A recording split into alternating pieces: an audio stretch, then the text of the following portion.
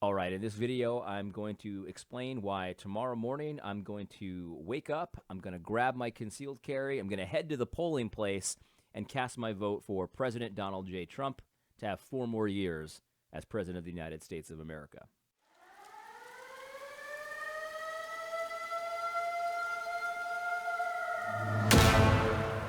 Yeah, that's right. I have no problem admitting that, and I'm not one of these guys that's going to be doing it like with a lot of trepidation or holding my nose or anything like that. I'm excited and enthusiastic about voting for Donald J. Trump for president. But before we get into that, let me just say this.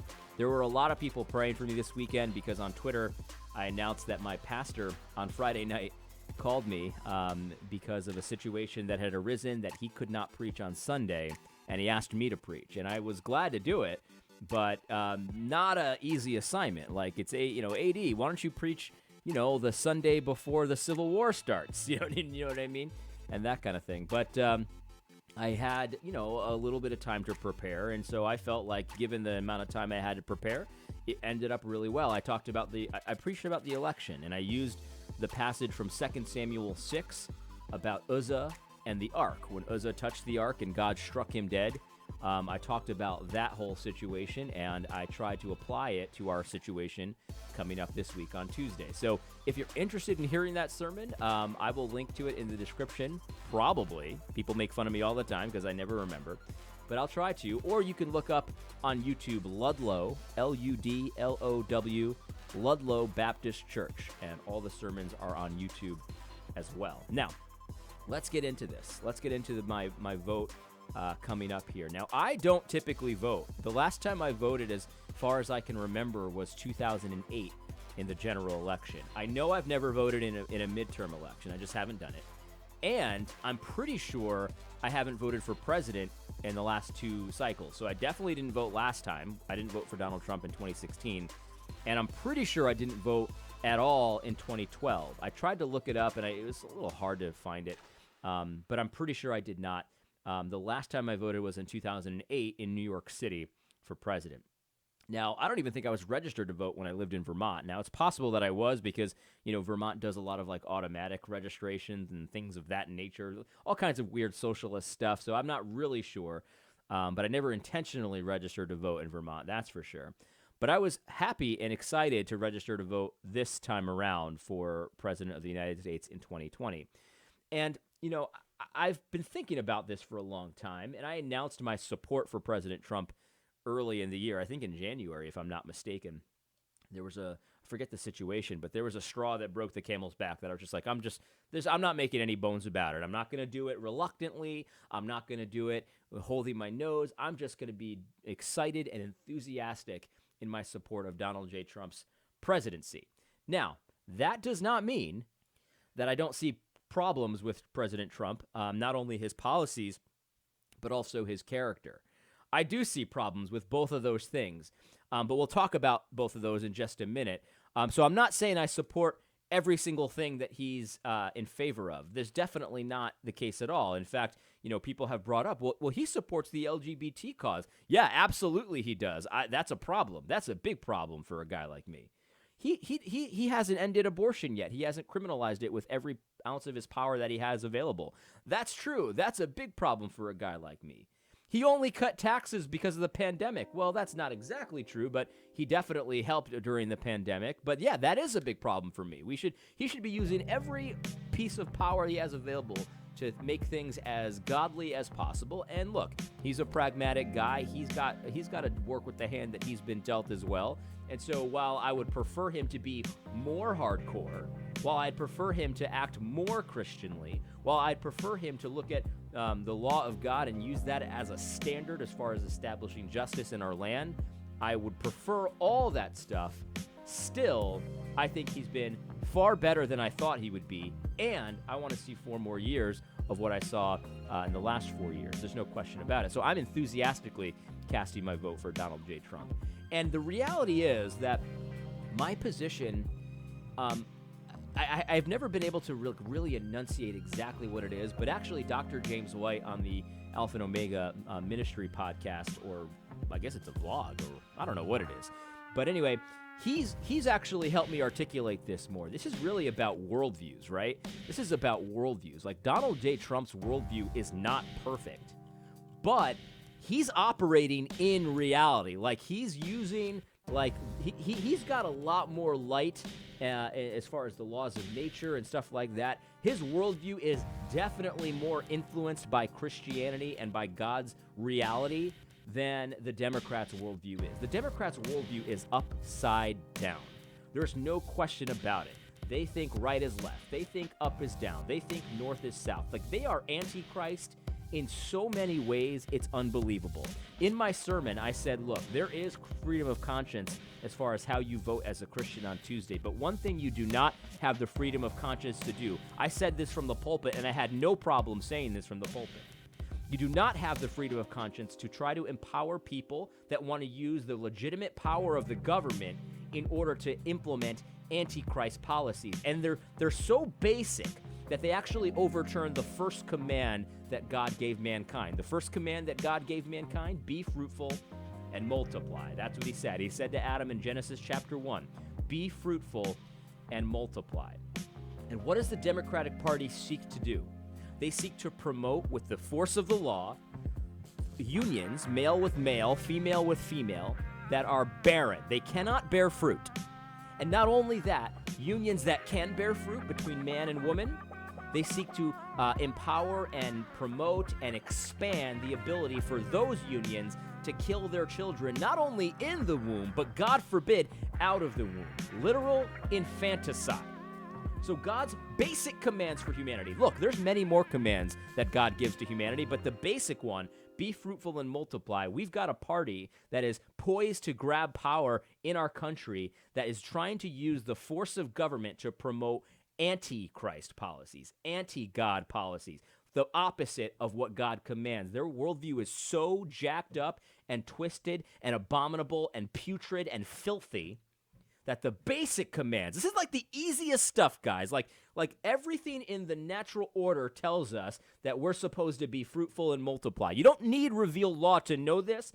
All you need to do is have your eyes open and be operating in reality. The Democrats are operating so poorly in reality that instead of being fruitful and multiply, they're saying be barren and kill your own children.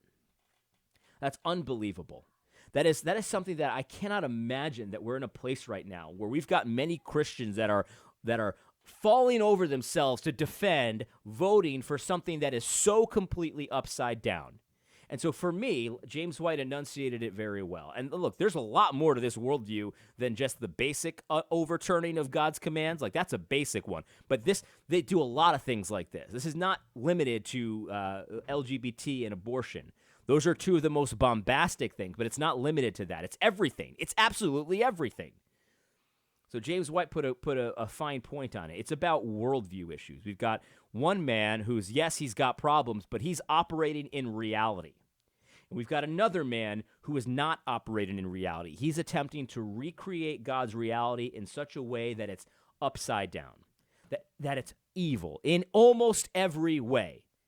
Evil becomes good. Good becomes evil. That's what the Democrats seek to do. And so if the government is for promoting what is good and punishing evildoers, and we've got a ticket, Kamala Harris and Joe Biden, that actually makes evil good and good evil, they're going to actually end up doing the opposite of what the government is for, punishing the good and promoting evil. That actually, in a nutshell, describes the Democratic Party platform.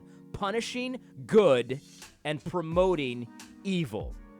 That's what the Democrats do. And so I am happy to vote for Donald Trump to stand against that kind of a worldview. Donald Trump has problems, but at least he's operating in some semblance of reality. The Democrats are simply not. They are completely upside down. They are evil in almost every way. Their worldview is putrid. It is an abomination. There is no question about that when you look at the facts. When you look at the facts, and this is not something that you have to uncover, they're glad to tell you about it. They promote barrenness and they promote killing babies. They're happy to tell you about this. And so I'm enthusiastically casting my vote for some semblance of reality. Do I wish we had a more Christian candidate that had the opportunity and the ability to win the election? Of course I do. But I'm glad to vote for Donald Trump because he's operating in some version of reality instead of the upside down, which is what the Democrats are doing. They're operating in the upside down. Now let's talk about Donald Trump's character for a minute, because I'm enthusiastically voting for him. That's what I said. I'm not holding my nose. I'm not like, oh, I hate his character. But like, I'm not like that. No, I'm not. There are things about Donald Trump that I cringe when I see them. There are things when he tweets that I think are super cringe. Every time he tweets law and order in all caps, I cringe because it's just like, come on, dude. You know what I mean? Like, but the thing is, though, that I actually don't believe the propaganda that I've heard about Donald Trump. I've heard that he's a racist, he's a sexist, he's just, doing all this stuff. He's assaulting people. He's, doing all... Listen, guys.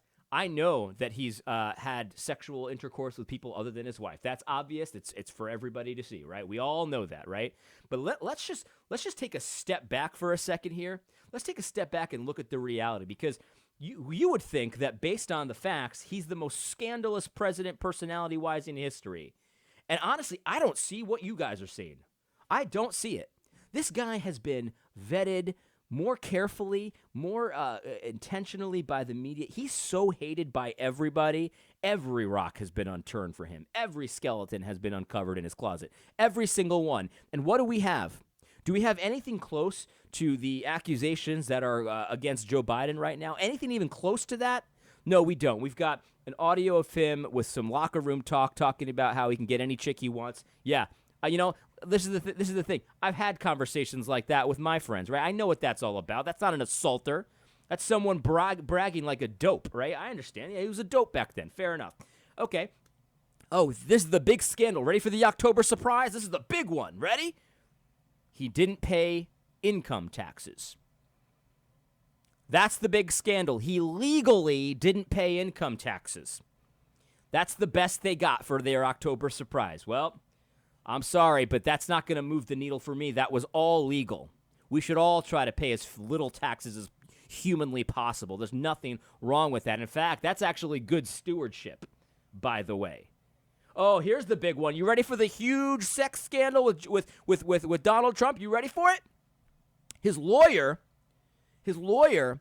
was in a movie without him knowing it, and he was tucking in his shirt after he pulled out his microphone, and the cameras in this movie, it's a comedy, by the way, made it seem like he was trying to play with his penis.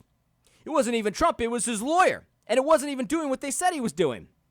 Yeah, that's going to move the needle for a guy like me. So you mean to tell me that the worst character president of all time, we can find exactly 0 scandals, real scandals? We have to make up scandals like the Russian collusion thing? Come on, man. Come on. This guy is a lot cleaner than many of the presidents of the past, and you guys all know it. But for some reason, you're all like, well, no, because he mean tweets, and he used to be this scumbag jerk. Yeah, definitely. Yeah, I'm pretty sure that the media is giving you the full story on Trump. Yeah, that makes a lot of sense. Believe the media to give you the full story on Trump and his past and his present. The fact is, I don't believe the media at all. In fact, I think it's safer, whatever the media is telling you, you believe the opposite, especially if it's about a conservative. You'll be in a safe position if you just believe the opposite of what the media tells you. They tell you he's a racist. He's probably the exact opposite of a racist. In fact, we've got much evidence for the fact that he's the exact opposite of a racist. They tell you that he's like the biggest jerk of all time. He's probably the nicest guy of all time. In fact, I've said this on video. He doesn't seem like an arrogant rich guy to me. I've known arrogant rich guys. I've known many of them in my personal life and in public life, and they don't come across the way Donald Trump does. Am I saying that he's perfect? No. Am I saying that his past adulteries are good? No. I'm not saying any of those things, right? But to try to spin this yarn that he's like uniquely evil in his personality, I just don't see it. In fact, he's not even the most evil personality in this election. Both Kamala Harris and Joe Biden are worse than him, personality-wise. Objectively so. So there you go. There you go. I'm enthusiastically voting for Donald Trump. I can't wait to do it. I can't wait to do it. And I'll tell you right now, given the option, I'd do it again. How do you like that? And I don't think anyone should be apologizing for this. Oh, I'm going to vote for Trump, but, I really don't want to. I'm sorry. I'm not sorry. I'd do it again if you gave me the option. I'd vote for him twice if you gave me the option. How about that? I don't think anyone should apologize for voting for Donald Trump. And we understand he's not a Christian. We understand he's not a perfect candidate, but this is the time to stand against an upside down, an upside down worldview. An upside down worldview. We've got a choice. Someone who's operating in reality and someone who's trying to overturn reality, who's trying to rebel against God in every way. Romans 1 is the platform of the Democrats. Psalm 2 is about people like the Democrats plotting against Christ in vain. That's the thing. I don't really know what else to say about this. I guess I don't really know what else to say. So I'll just end it there then. Looking forward to voting tomorrow. I hope you are as well. Please consider supporting Donald J. Trump for president. I hope you found this video helpful. God bless.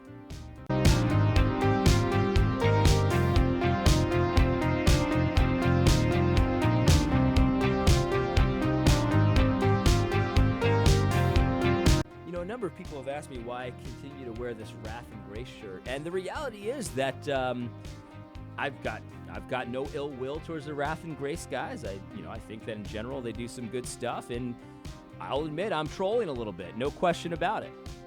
God bless.